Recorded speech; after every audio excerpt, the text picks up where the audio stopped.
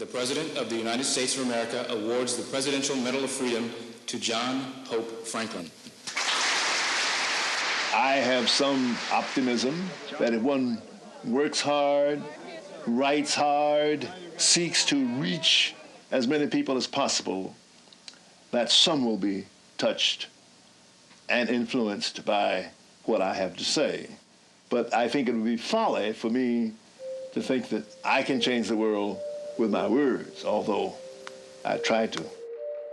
John Hope Franklin has dedicated his life to seeking the truth and sharing knowledge. A teacher since 1936, he continues to inspire his students to work for a society where all citizens are truly created equal.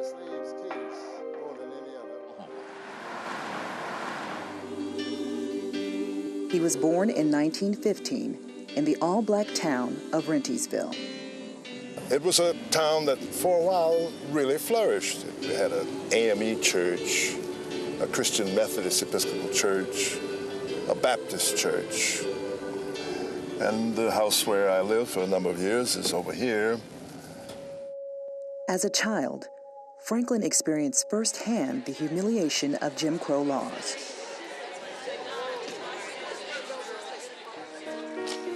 This is the Katy Railroad that ran from Rentisville to Chakotah, where we would go to do our shopping.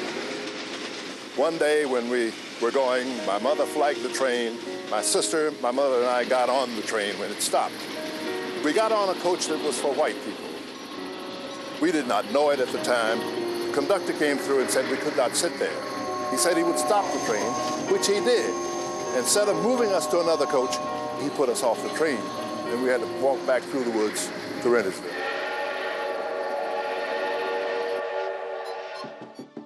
Driven by personal experience and an education at Fisk University and at Harvard, John Hope Franklin set out to prove that segregation was wrong. In 1947, he published From Slavery to Freedom, A History of African Americans. The first humane and accurate history of African Americans, it earned him widespread recognition. What is your name?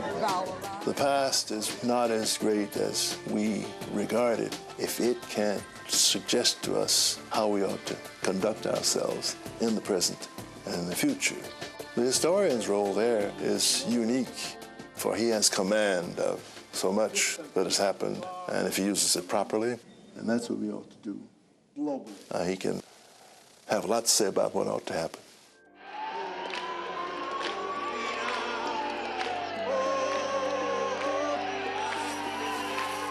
His growing reputation led to activism.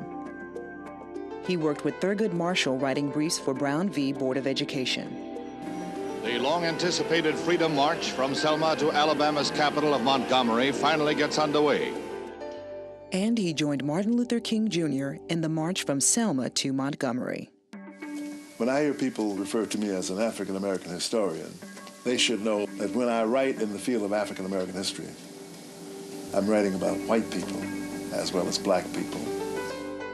We need to do everything possible to emphasize the positive qualities that we all have, which we must use if we are to live together as truly one people.